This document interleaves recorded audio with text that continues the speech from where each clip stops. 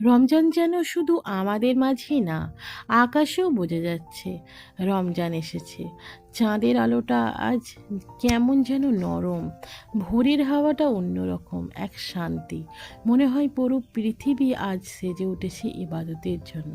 সেহরির নীরবতা, ইফতারের অপেক্ষা আর মাগরিবের আজান, সব কিছুই যেন হৃদয়ে গিয়ে লাগে। এই মাসে দোয়া করলে মনে হয় আকাশের দরজাগুলো খুলে গেছে, রহমত আর মাগফিরাত নেমে আসছে চারিদিকে। আসসালামু আলাইকুম রহমতুল্লাহ ওবরাকাতুহু। বিসমিল্লাহির রহমানির রহিম। তোমরা সবাই কেমন আছো? আজ আবারও একটি মিনি ব্লগ নিয়ে তোমাদের সঙ্গে গল্প করতে এসেছি।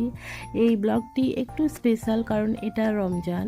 তো রমজানে আমি রোজ নতুন নতুন ব্লগ নিয়ে তোমাদের সঙ্গে গল্প করতে আসবো। কি রান্না করলাম, নাস্তাতে কি বানালাম, কিভাবে আমি ইফতারটা কমপ্লিট করলাম, সেগুলো।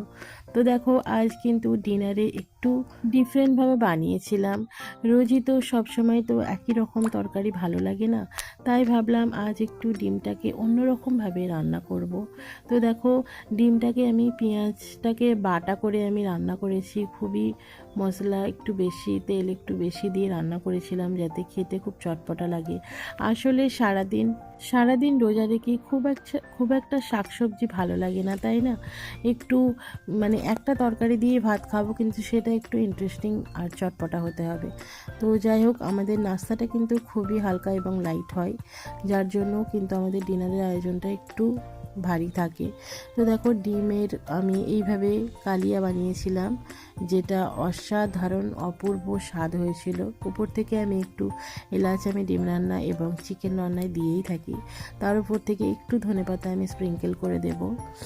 ভিডিওটি কেমন লাগলো অবশ্যই কমেন্টে জানাবে। লাইক, কমেন্ট, শেয়ার করতেও ভুলবে না। আর আমার এরকম আরও ভিডিও জানতে হলে কিন্তু আমার চ্যানেলটিকে অবশ্যই সাবস্ক্রাইব করবে। ততদিন পর্যন্ত সুস্থ থাকুন, ভালো থাকুন। আল্লাহ হাফিজ।